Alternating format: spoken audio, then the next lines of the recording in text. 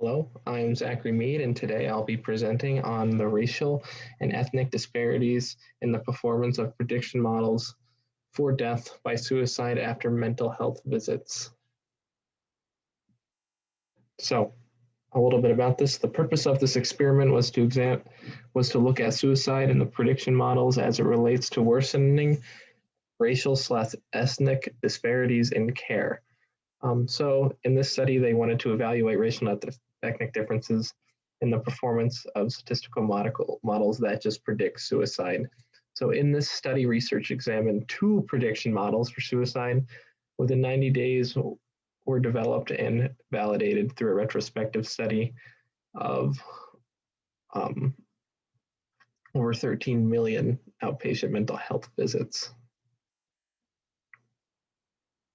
So models accurately predict suicide rates for visits of white, Hispanic, and Asian patients, but the performance was poor for visits by Black and American Indian and Alaskan Native patients and patients without a racial/ethnicity that were reported.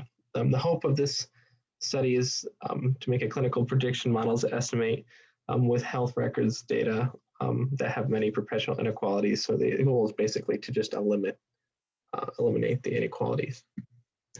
So a little bit about the methodology and data.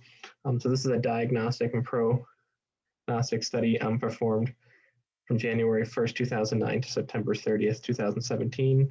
Most of the data was compiled later in 2017. All outpatient mental health visits to 7 large integrated health care systems. Patients 13 years or older were evaluated. They looked at demographic, diagnosis, prescriptions, utilization variables, and they looked at a patient health questionnaire, which had 9 different responses.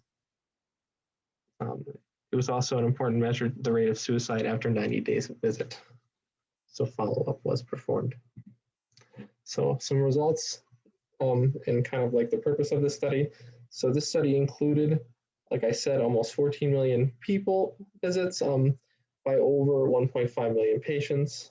Of this, a total of 768 suicide deaths were observed within 90 days after 3,143 visits. So suicide rates were highest for the visits of patients recorded with no racial ethnicity, followed by Asian, then white, then American Indian, /Native American, Hispanic, and then Black patients.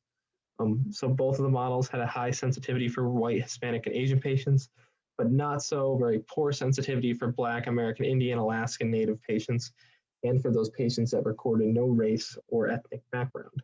It was suggested that the implementation of either a suicide prevention model that would look into the disproportionately beneficial way towards white, Hispanic, and Asian patients compared to Black and American Indian and Alaskan Native patients were the ones that patients did not record race. So these study prediction models may prove to have fewer benefits and more potential harms to the more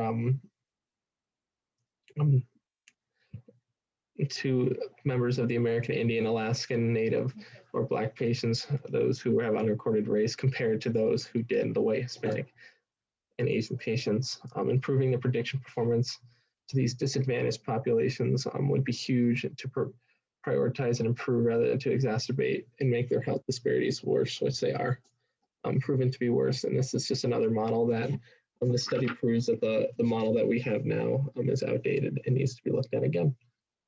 So in the future, it would be a good idea that if they re-examine this data and made newer models that weighted in the demographics that were disproportionately left out. Thank you for listening to my presentation.